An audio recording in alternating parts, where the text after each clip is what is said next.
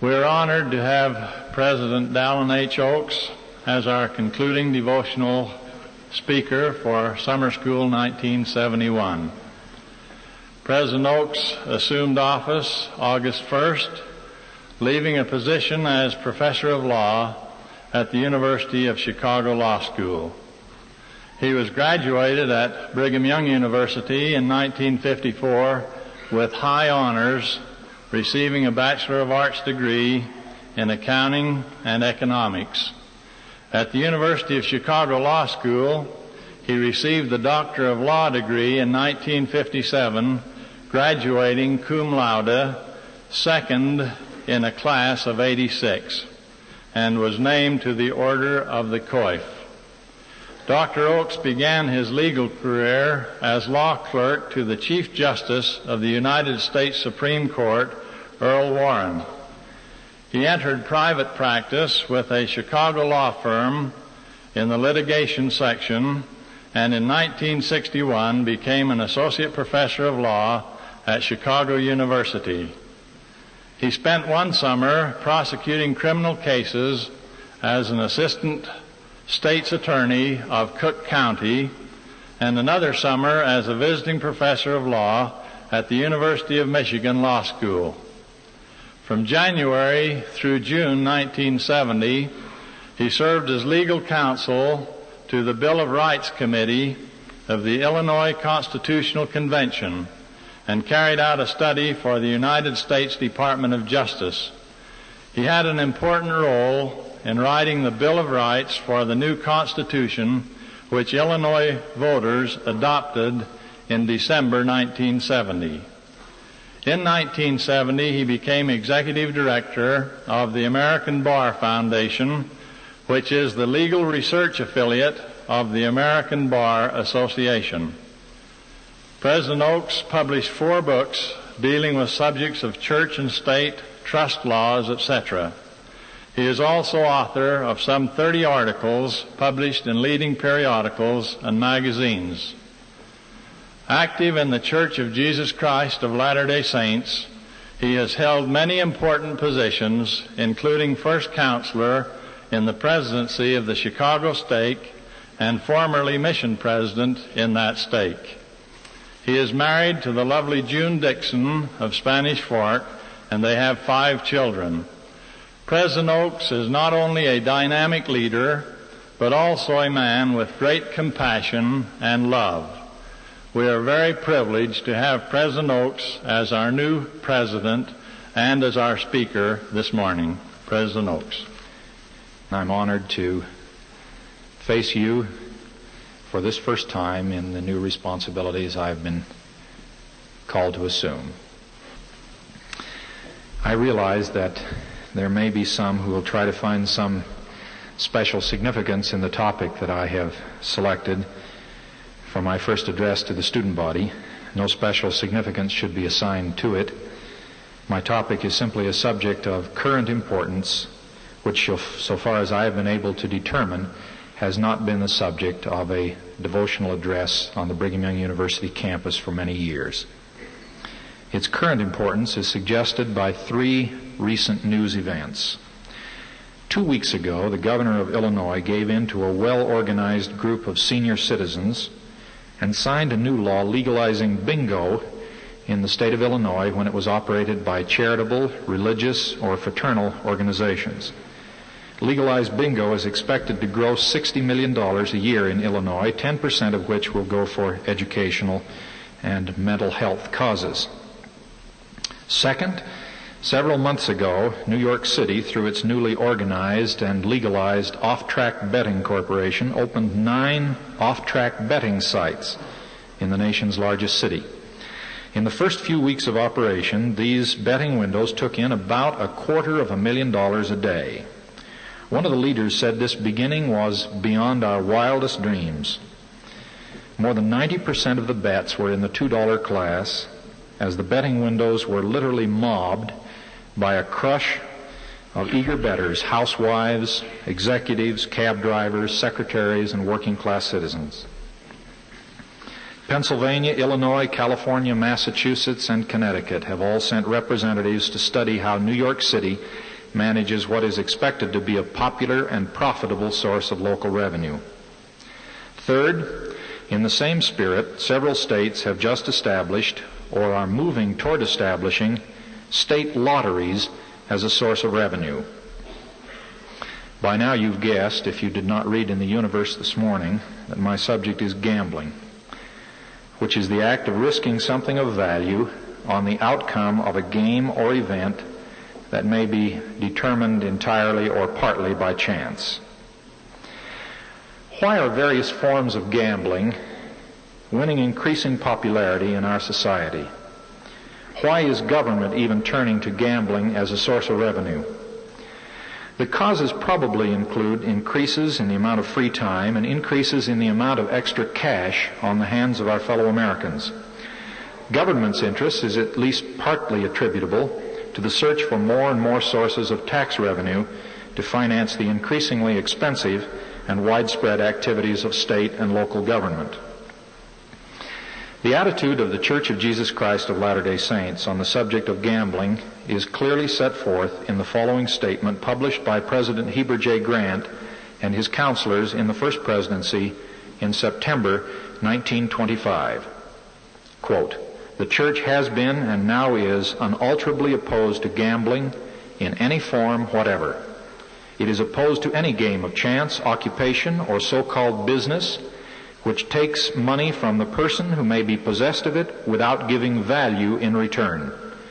It is opposed to all practices, the tendency of which is to encourage the spirit of reckless speculation, and particularly to that which tends to degrade or weaken the high moral standard which the members of the Church and our community at large have always maintained.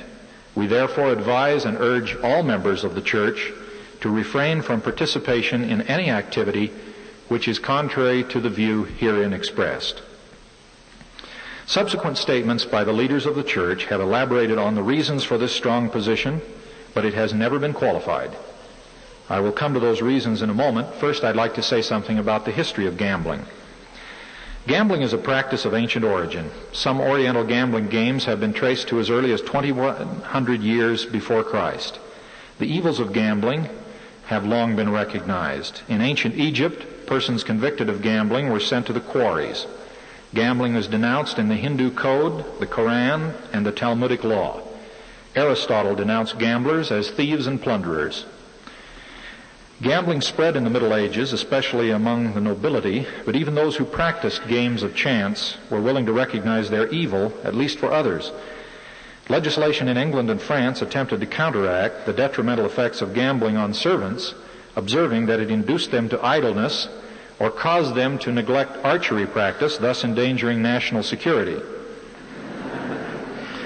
One of the most popular forms of gambling which was permitted among working-class people was the lottery. These were apparently common in the English-speaking world during the 17th and 18th centuries. Queen Elizabeth proclaimed the first state lottery in England in 1567. Lotteries were used to finance a variety of public improvements and objects. In 1660, a lottery was even held to ransom Englishmen held in slavery in Tunis, Algiers, and on Turkish galleys. Lotteries were so widespread in the United States in the early 1800s that there were almost 200 lottery offices in the state of New York alone. In 1832, the gross sale of lottery tickets was over $60 million, which was 5 times the total national budget of the United States government. It has been suggested that lotteries were a popular way to finance large projects because there were few reliable banks during this period and therefore no regular means to obtain a huge sum by aggregating a large number of small amounts from citizens of limited means. Whatever the merit of that suggestion, in the first half of the 1800s, there was a public revulsion against the lottery. By 1850, many states had provisions in their constitution forbidding lotteries and other forms of gambling. In many states, these same constitutional provisions stand as barriers to legal gambling today, and they are under attack. The development opposing lotteries came first in England in 1773 when the City of London petitioned the House of Commons to abolish lotteries as highly injurious to the commerce of the kingdom and to the welfare and prosperity of the people. In 1808, the Commons appointed a select committee to inquire into the evils attending lotteries. The committee report, which was an important factor in the abolition of lotteries in England a few years later, is so current that it could just as well have been written last week instead of over 160 years ago. The committee reported cases where people living in comfort and respectability had been reduced to poverty and distress, cases of domestic quarrels, assaults, and the ruin of family peace, fathers deserting their families, mothers neglecting their children, wives robbing their husbands of the earnings of months and years, and the pawning of clothing, beds, and wedding rings in order to indulge in the speculation. In other cases, the committee reported, children had robbed their parents, servants their masters, suicides had been committed, and almost every crime that can be imagined had been occasioned either directly or indirectly through the baneful influence of lotteries. In its final report, the committee concluded that the foundation of the lottery system was so radically vicious that no system of regulation could be devised that would permit Parliament to adopt it as an efficacious source of revenue and at the same time divest it of all of its attendant evils. There can be no doubt that gambling is big business in our American society. Expert estimates of the annual amount of illegal gambling vary from $70 to $50 billion a year, with $20 billion being the most popular estimate. In round numbers, $20 billion is $100 for every man, woman, and child in the United States. The estimated total annual profits from illegal gambling are one-third this amount, or $6 to $7 billion per year. This is 50% more than the combined 1970 profits of American Telephone and Telegraph, General Motors, IBM, and Standard Oil of New Jersey. Illegal gambling is bigger than big business in our country. In 1962, Attorney General Robert F. Kennedy called attention to the fact that the American people, and I quote him, are spending more on gambling than on medical care or education, that in doing so they are putting up the money for the corruption of public officials and the vicious activities of the dope peddlers, loan sharks, bootleggers, white slave traders, and slick confidence men.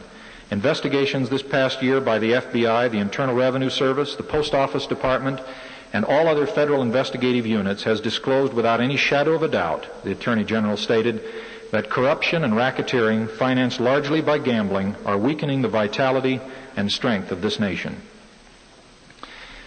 Today, there are proposals to legalize gambling. Some urge this to obtain new tax revenues, citing the examples of Spain, Norway, Sweden, France, Australia, and 20 other governments whose national lotteries provide significant revenues to state treasuries. Others propose to legalize gambling because they say this would weaken organized crime by drying up some of its principal sources of financial support. It is also urged that legalized gambling would reduce graft and illegal payoffs to public officials. Others propose to legalize gambling because they say it is impossible to enforce the laws against gambling. The only effective laws against gambling, according to this line of argument, is to raise the price of gambling and therefore to increase the profits of the criminal element who are willing to conduct the illegal enterprise. Closely examined, none of these arguments is persuasive. When the late Thomas E. Dewey was governor of New York State, he answered them in the following words: "The entire history of legalized gambling in this country and abroad shows that it has brought nothing but poverty, crime and corruption, demoralization of moral and ethical standards, and ultimately lower living standards and misery for all of the people." In urging the new state of Alaska not to legalize gambling as an economic panacea, Senator Alexander Wiley of Wisconsin gave some additional financial reasons. The idea of that gambling would increase net revenues was an illusion. Every dollar raised from gambling would mean $5 spent in higher police costs, higher court costs, higher penitentiary costs, and higher relief costs. In addition to all of these reasons, gambling should not be legalized because it is immoral. Of course, the law is too imperfect an instrument to condemn all immoral conduct. Thus, it is immoral to hate, but the law cannot efficiently condemn that sin. But gambling is different. Its evil effects can fairly be measured in the lives of those who are affected by it. Few would urge that the law should promote gambling, yet to legalize gambling would have just that result. The law has an important standard-setting function. A law legalizing gambling would, in the eyes of many, be a formal declaration that this kind of conduct is moral, proper, and expected. Persons now deterred from participating in gambling because they believe it to be illegal and immoral would be encouraged to participate if it were legalized. Gambling is especially pernicious when it is administered by government or where government relies on it for a substantial source of taxed revenues. In times when our government's appetites for taxes seem insatiable, government officials who depended on gambling for a share of the public budget would have a strong temptation to promote gambling and to protect it against opposition. Those who doubt the force of this argument should consider the history of efforts to impose more stringent government controls on the deadly tobacco product. These efforts are commonly and forcefully resisted on the grounds that the needed health measures would reduce the essential tax revenues and disrupt the economies of certain states and throw many out of work. Let us not allow the monster gambling to obtain that same hold on our governments and our lawful businesses. Government should work to refine the moral sensitivities of its citizens, not pander to their weaknesses.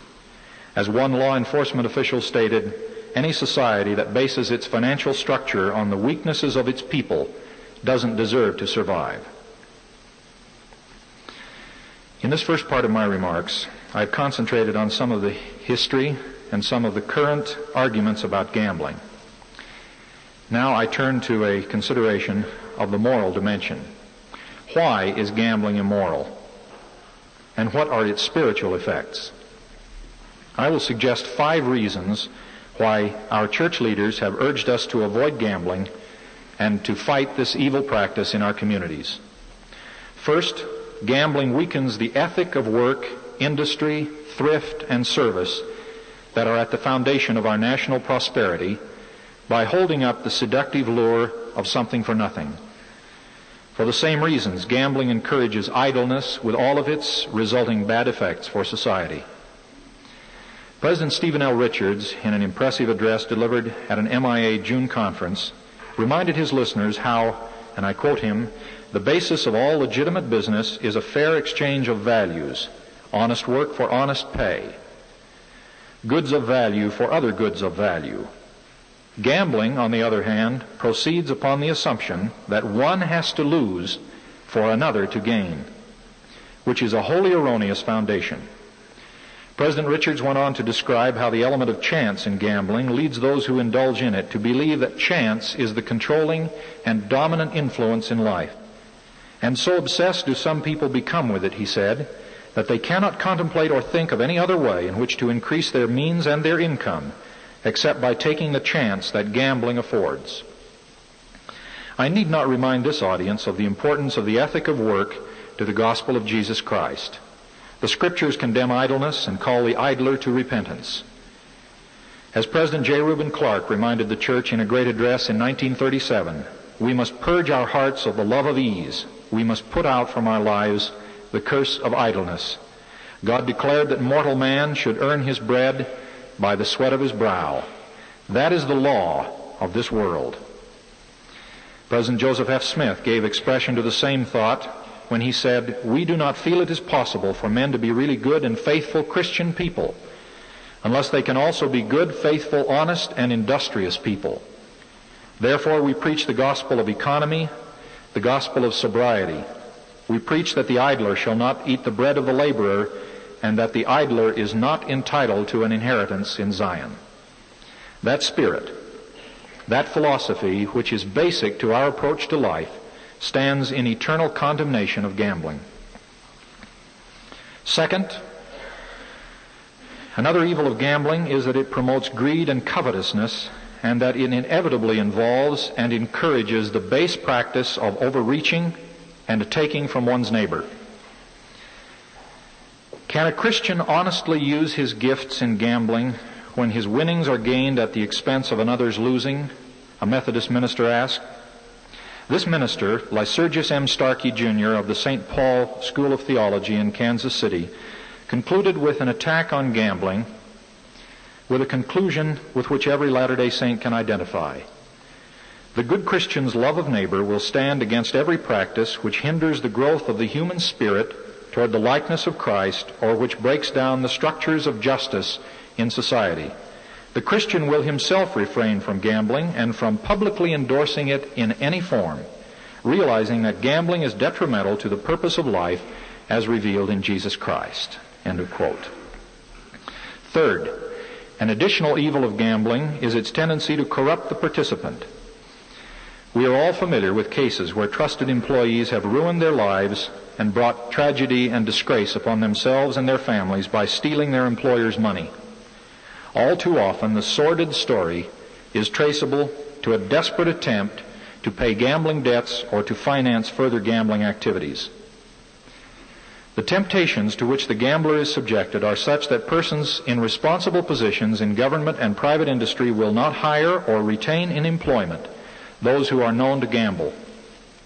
In recounting the undesirable side effects of gambling, mention must also be made of the fact that gambling is also often accompanied by indulgence in alcohol and other vices. A fourth disadvantage, one cited by persons not concerned with the moral effects of gambling, is the extraordinary waste of time involved in this practice. Writing about 200 years ago, John Locke urged his readers to avoid what he called this encroaching waster of useful time. "'Tis certain," he said, "gaming leaves no satisfaction behind it to those who reflect when it is over, and it in no way profits either body or mind. Those who while away their hours in gambling frequently do so to the neglect of family and work."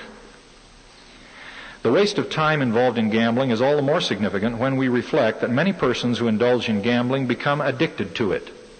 President Joseph Fielding Smith has declared that gambling is a disease which fastens itself upon those who indulge so tenaciously that they seldom quit. Elder Richard L. Evans has described how, and I quote him, "The spirit of gambling is a progressive thing.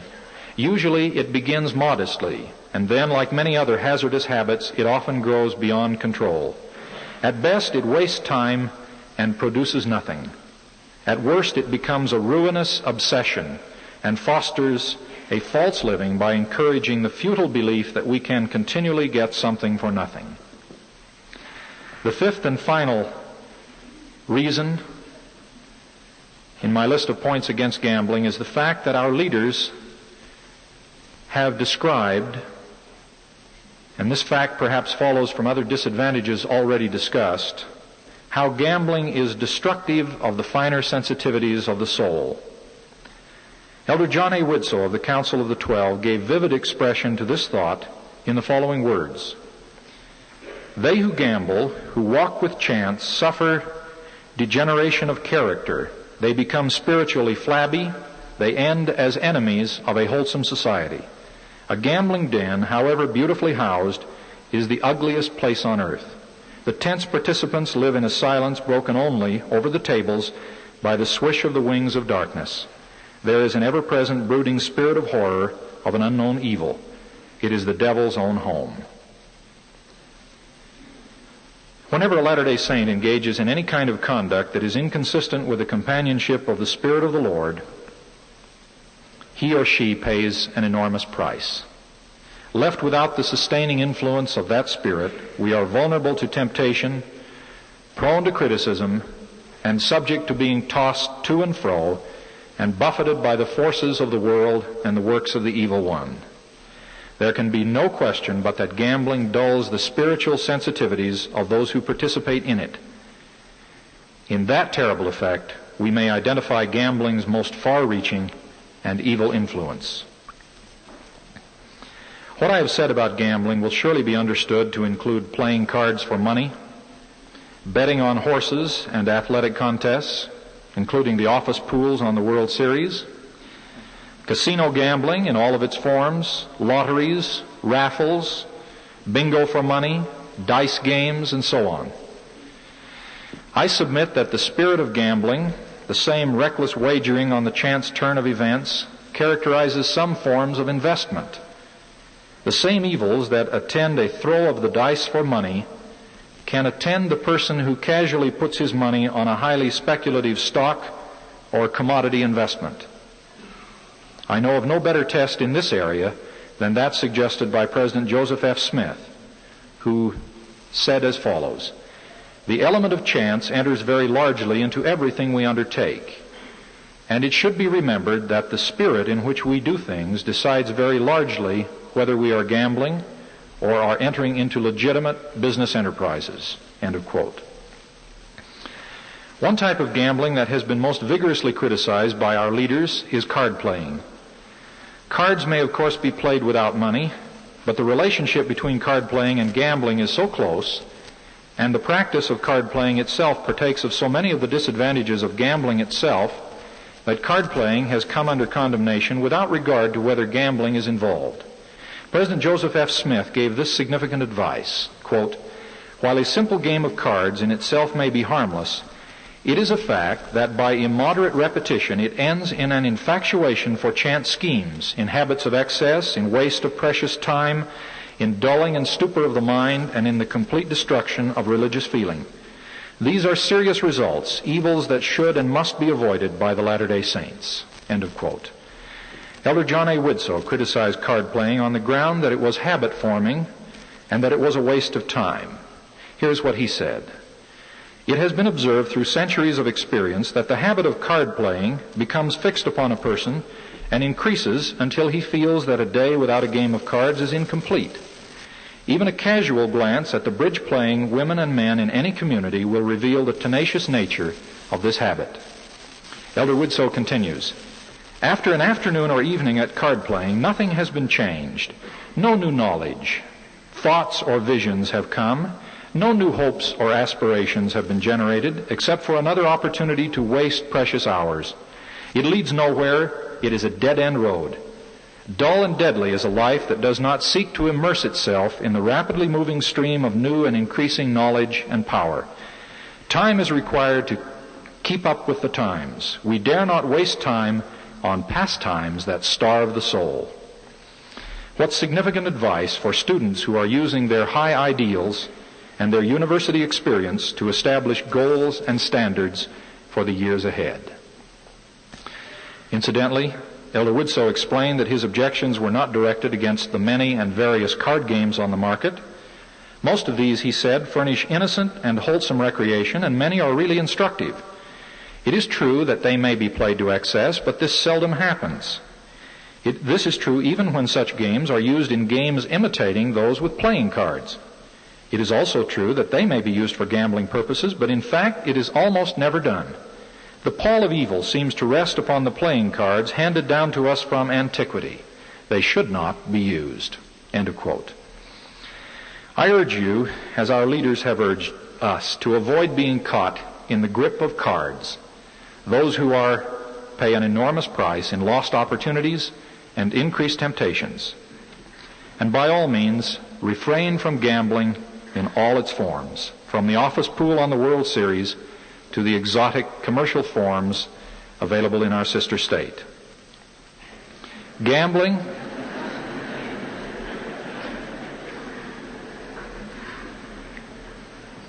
is a moral evil that we should avoid for the 5 reasons I have related. First, it weakens the ethic of work and promotes the idea of something for nothing. Second, it promotes greed and covetousness and the spirit of taking from one's neighbor.